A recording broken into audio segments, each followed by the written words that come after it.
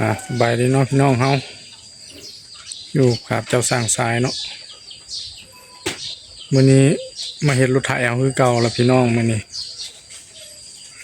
เมื่อวานนี้ก็คาเนาะแพ็คเครื่องให้กับสร้างเนาะสร้างที่ว่าเฮ็ดรถไถดัดแปลงคือกันนี่ล่ะมื้อนี้ก็สิได้มาประกอบเฟืองท้ายเนาะส่วนเผาข้าง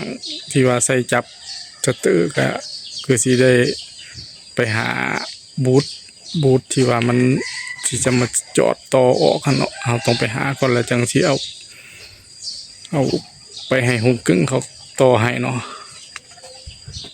เดี๋ยวเรามาเบิ่งน้ำกันว่ามื้อนี้เราสิเฮ็ดหยังแน่ก่อนสิไปเบิ่งเราสิเฮ็ดหยังมื้อนี้ก่อนเนาะก็มีพ่อใหญ่อยู่ทางกาสีเนาะที่เพิ่น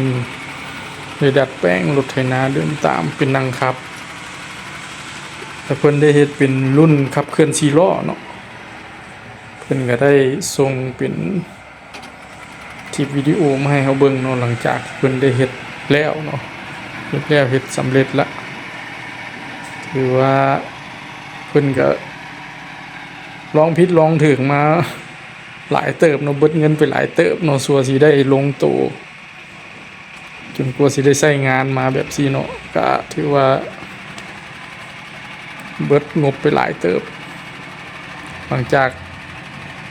ประกอบแล้วเพิ่นก็ได้มารับงานเลยเนาะเพื่อเอาทุนคืนเนาะรับงานยู่ทรายเข้าพื้นเฮือนคือว่าใช้ได้เนาะพี่น้องเนาะใช้ได้อีหลีเนาะในการเฮ็ดเป็นขับเคลื่อน4ล้อเนาะ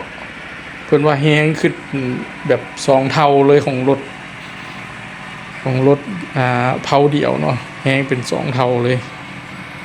นี่เพิ่นก็มายู่ทรายเข้าเฮือนเพิ่นก็รับมาในงบที่เจ้าของเฮือนตกลงกันไว้เนาะเป็นดินทราย10ล้อเนาะกอง10ล้อบักใหญ่พุ่นละ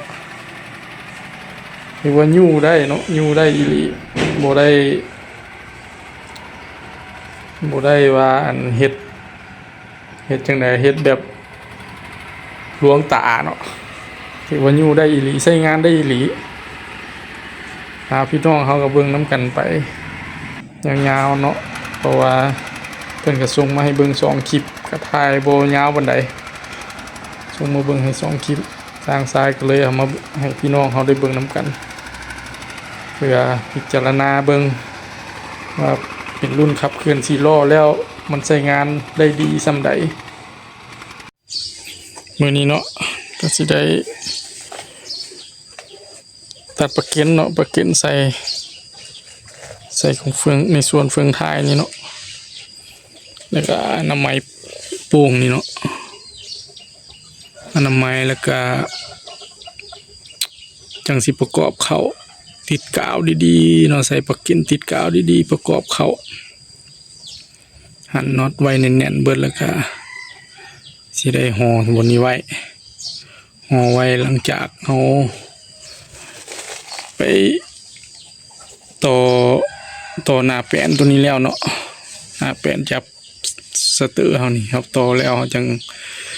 มาเอามาประกอบใส่แล้วจังสิได้เติมน้ำมันใส่แล้วก็ติดตั้งไว้อยู่ตำแหน่งที่เฮา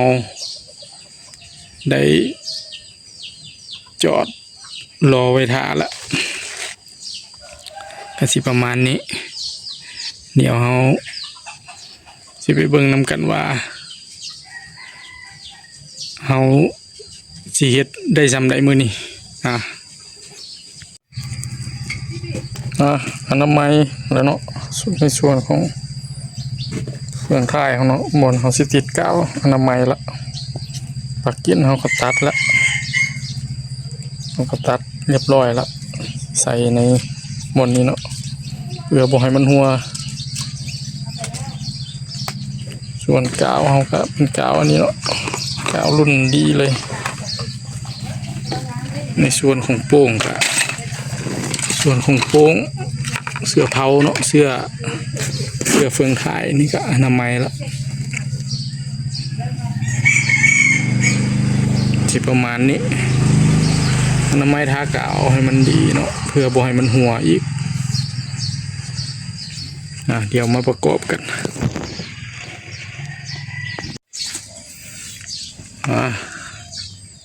ได้ประกอบใส่แล้วในส่วนของเฟืองท้ายเนาะติดกาวติดนั้นใส่ละกาวก็ปิดใส่เรียบร้อยละโมนาสิหัวแล้ววันนี้โมนาสิซึมละติดกาวใส่ละเดี๋ยว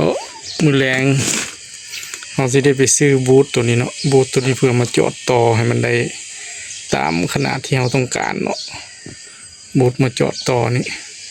เราก็จะได้ไปหานเล็กอีกมือแรงกินข้าวสวยแล้วจังสิไปเดี๋ยวเราไปเจอกันอยู่ห้านเล็กอีกน้องมือนี่